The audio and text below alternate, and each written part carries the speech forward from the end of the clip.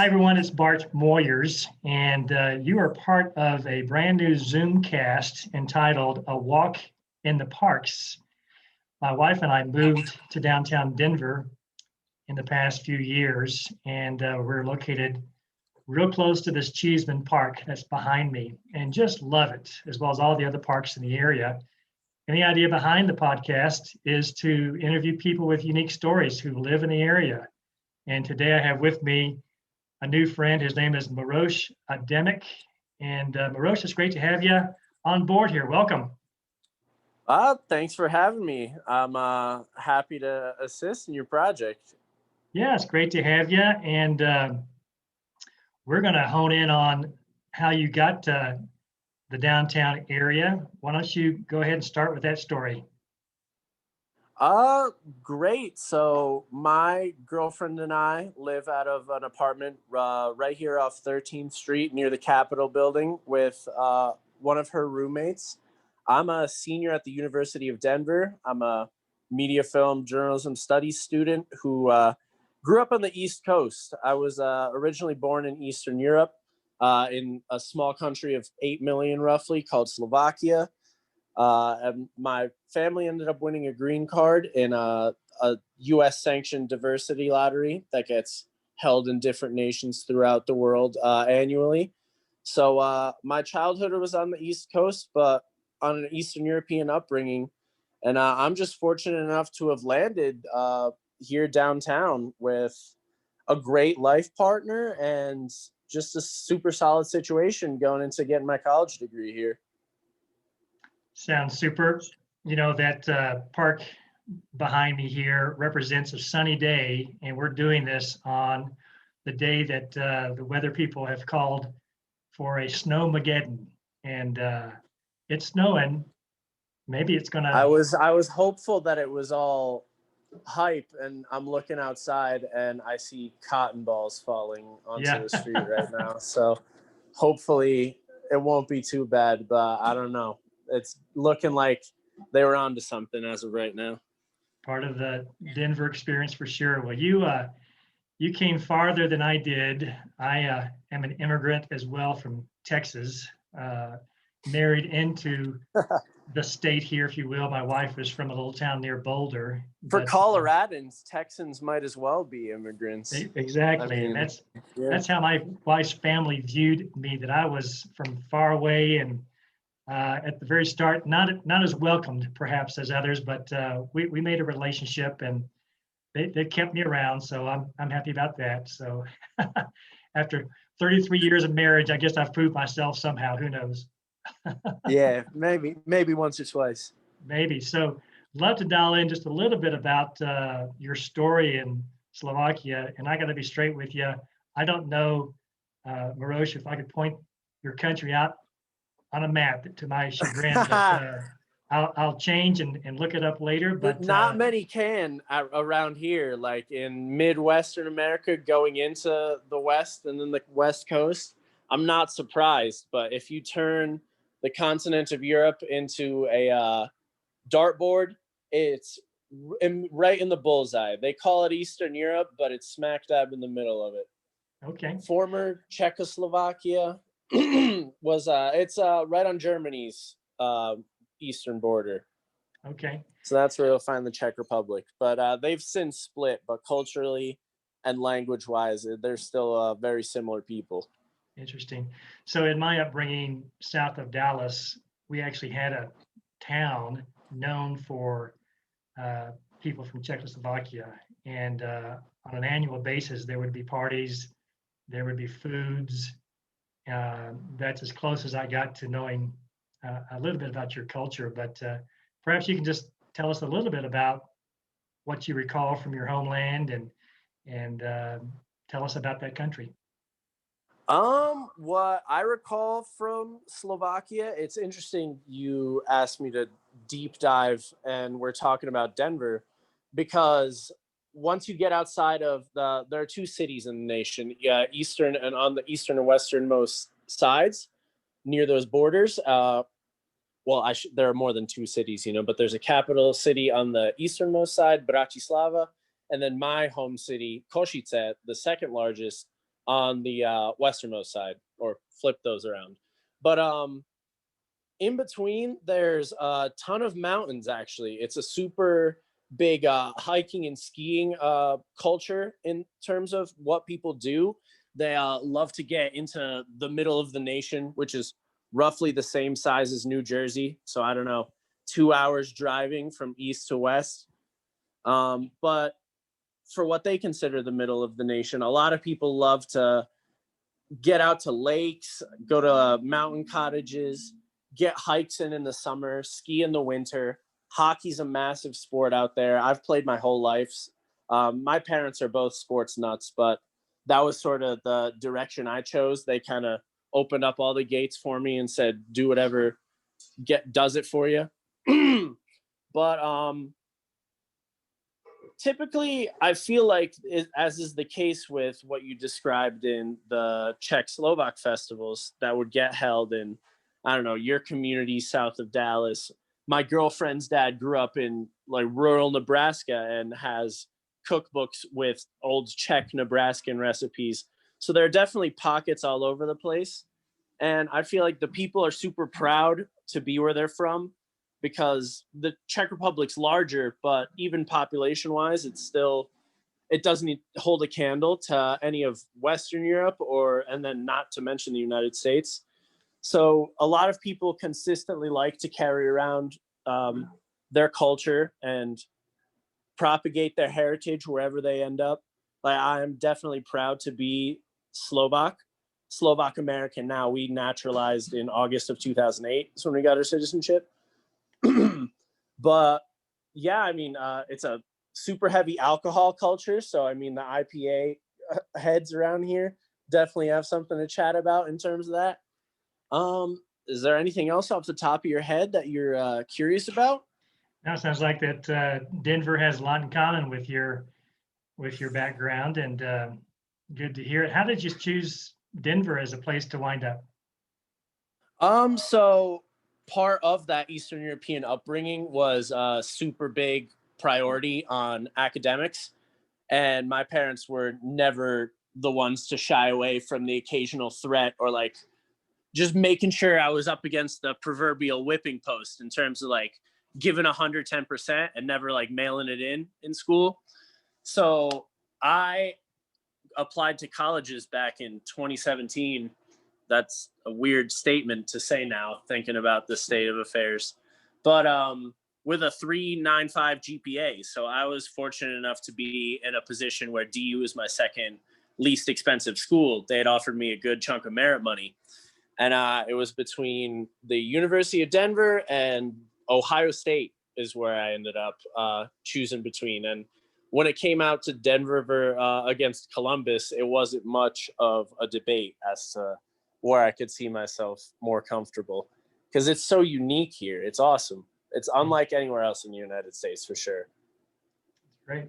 So you, like me, we love the parks in Denver. We talked a little bit offline about Cheeseman Park. We live close to Cheeseman, both of us do. What do you like the most about Cheeseman Park? I think it's so big. So where I come from in the States, growing up, I'm around 20 minutes southeast of New York City in Manhattan. And the way North Jersey is set up, it's all a ton of suburbs linked together by interstates or back roads through the woods. And just the vastness of some of these parks that you see just smack dab in the middle of the city, and like it's no one's business, right off I-25, you turn, take 3 blocks, and boom, like jogging trail. Or Wash Park is 2 Cheesemans at that. And we just love, personally, we're avid runners. My girlfriend ran track and field and cross country in college before she finished up. And I have been running spring track in high school intermittently, sort of as off-season workouts in between hockey. So to get out here, and I personally love, now speaking with a blizzard, but I mean, before this blizzard, we had a week straight of 60s, 70s, and sunshine. So when we decide to go the Cheeseman route, it's a nice uphill mile for a warm-up, which gets the blood pumping.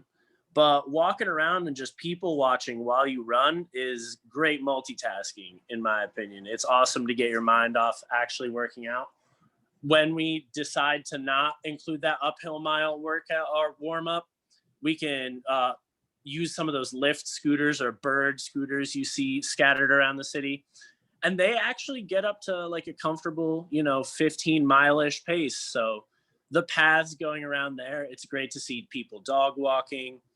There's this neat little Acropolis structure in the back of the park that people use for yoga, or like, I don't know, quinceañera photos we've seen so many times.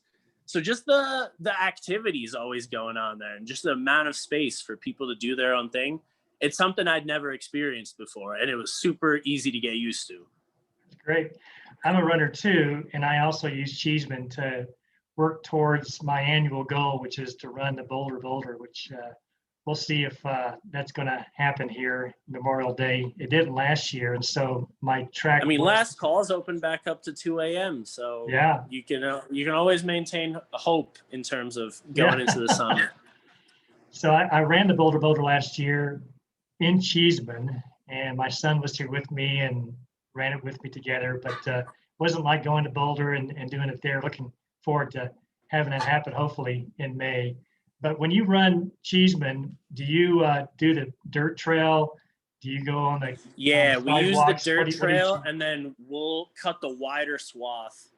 So we'll come up right on 12th Street, okay, and then we'll start the dirt trail there right as the street goes into that like bus stop route, the winding little road that I think is visible behind you. Yeah. And so we'll cut a wider swath on the right, and we'll go counterclockwise all the way around. Occasionally we'll cut into, there's this little extension to the park, like a block in between a road. So occasionally we'll do that, but after the dirt path, we'll just stick to the concrete.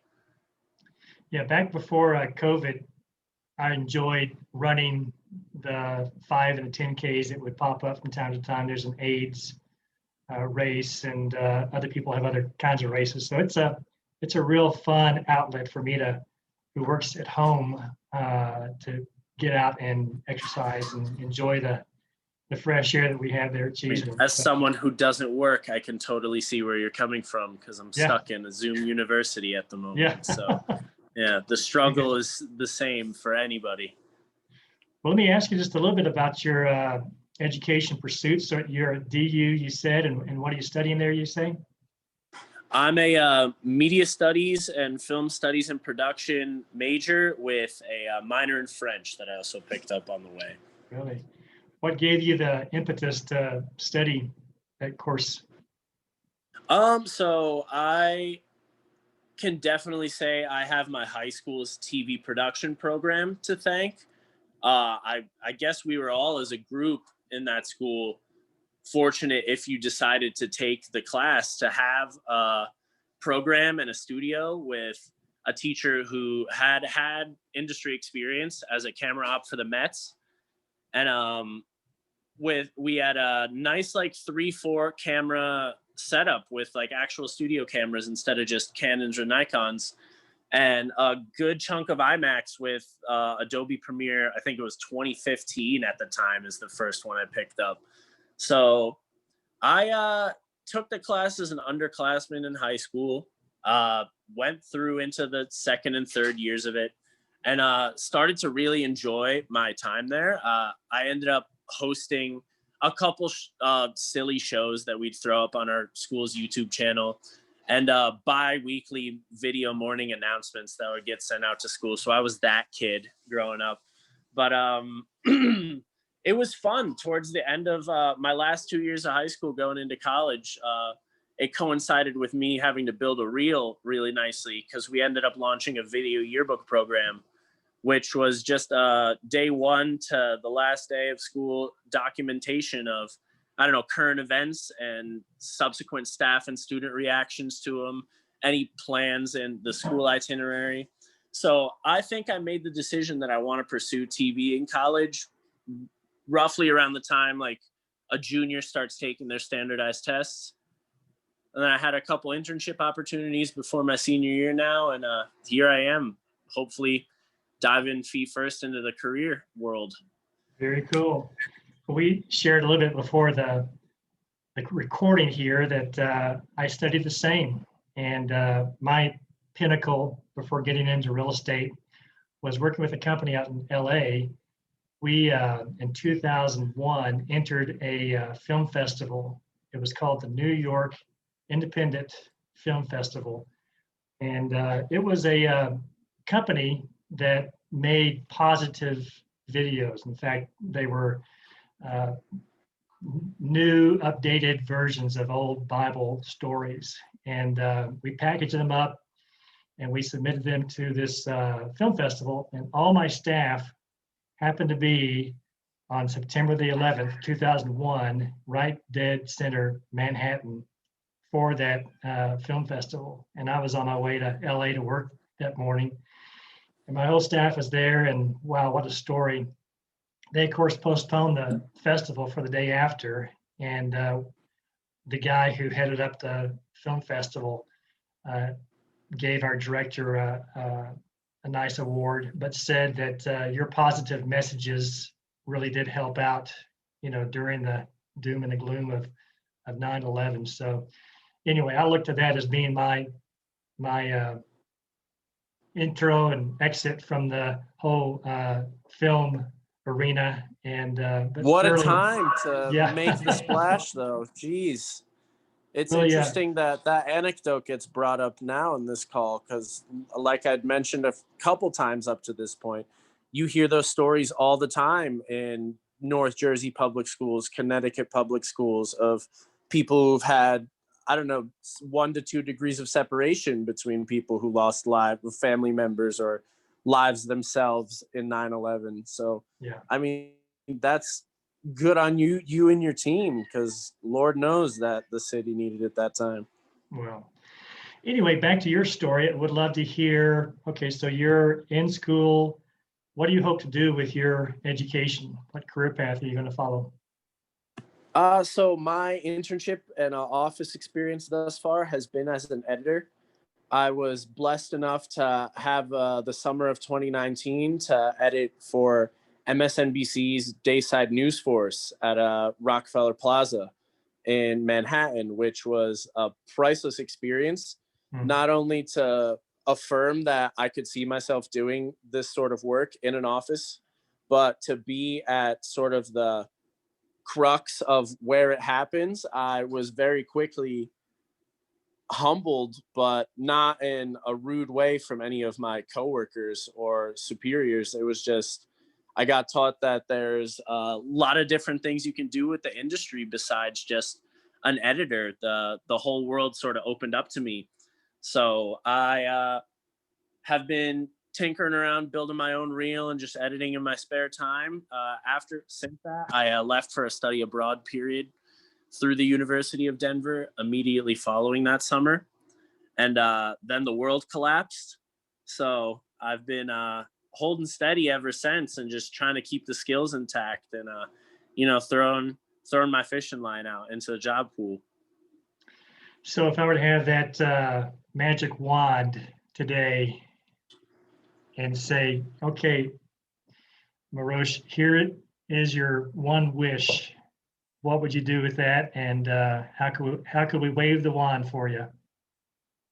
I would love to executive produce my own Netflix stand-up comedy special if you could wave the magic wand. Embarrassment has never been a bone in my body. Like, I've been explaining to people that my name's pronounced Marosh since I could speak English.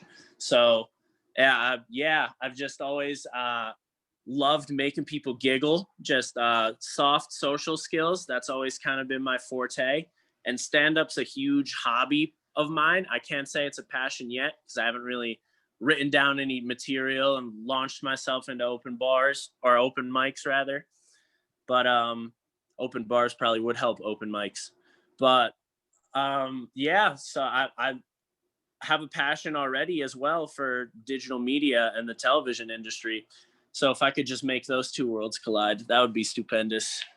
Sounds good. Well, hopefully we can get the word out, and maybe someone who watches this can ask more questions about how to get in touch with you. But your first name story makes me laugh a little bit because those of us who've been blessed with unique first names, and of course, you may have to think really hard to find a word that rhymes with the name Bart. You know, it's easy for some, hard for others, but that's been a thing that I've had to deal with for Oh my yeah. life. And when people say Bart fart, I go back and say, "Wow, I've never heard of that. That's great. You're a good rhymer." Really fresh material, yeah. Fresh material is right. Anyway, we have totally gone astray here, but I thoroughly enjoyed getting to know you, Marosh, and hopefully we can see you around running in Cheeseman Park and seeing you with your girl there, with my girl, my wife, having picnics together. And best to you in your education, and hope you continue to enjoy the Cheeseman Park area. And so, any last thoughts, and we'll sign off. I mean, just thank you very much. It was a pleasure getting to chat with you and know you as well. Like I said at the start of this conversation, I love the area. It's because of the area and the people in it that we even got to connect for a lovely conversation. And if there's anything that anyone watching this takes away from the video, look into moving into Cap Hill. It's an awesome time. And thanks again for just taking a couple minutes and having a little bit of my story sent out into the world. That sounds great. So, Marosh, thanks again for coming. And everyone, this has been Bart Moyers with A Walk in the Parks. We'll see you next time. Thanks very much. Bye now. Take care, Bart.